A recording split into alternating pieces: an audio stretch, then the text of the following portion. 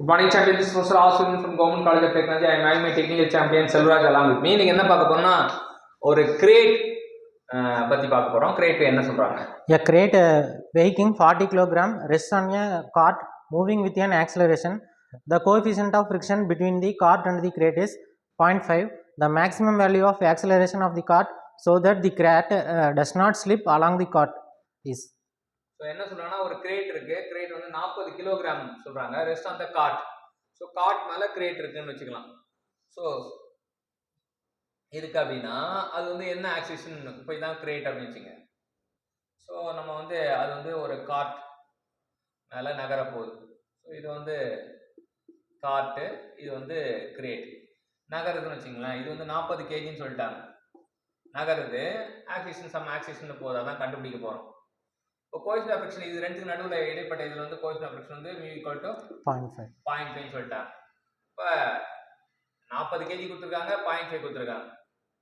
So அதான் நம்ம இது. ஸோ 40 கேஜி 0.5 சொல்லியிருக்காங்க. ஆக்சிலேஷன் கேட்குறாங்க, என்ன இந்த டஸ் நாட் ஸ்லீப் அப்படின்றது. இப்போ ஃபோர்ஸ்னா நமக்கு தெரியும். ஃபோர்ஸ்னா ஃபோர்ஸ் = m × ma அப்படின்றது. ஃப்ரிக்ஷன் ஃபோர்ஸுக்கு தெரியும். Friction force μ times of w இல்லை μ mg அப்படின்னு தெரியும்.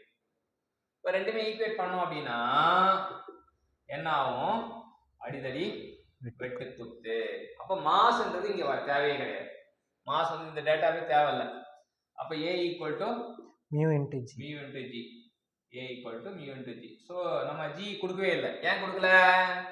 9.8 அப்படின்றது தெரியும்.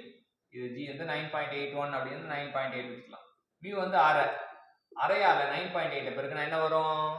4.9 meter per second square. So option is C. So இப்ப மாஸ்ன்றது இங்க தேவையில்லை டேட்டா. மாஸை கொடுத்துருக்கணும் அவசியமே கிடையாது. ஆனா சில கொஸ்டின்ல நமக்கு என்ன பண்ணுவாங்க அப்படின்னா தேவையில்லாத டேட்டாவை கொடுத்து நமக்கு என்ன பண்ணுவாங்க? கன்ஃபியூஸ் பண்ணுவாங்க. மாஸ் தேவையே இல்லை, ஆனா ஜி கொடுக்கவே இல்லை. ஏன்னா ஜி கான்ஸ்டன்ட்.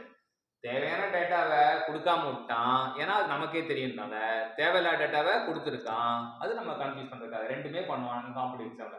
காம்படிட்டிவ் எக்ஸாம்னா நம்ம கொஞ்சம் அந்த பயிற்சி வந்து முன்கூட்டியே எடுத்துட்டோம் அப்படின்னா நமக்கு ரொம்ப ஈஸியா இருக்கும்.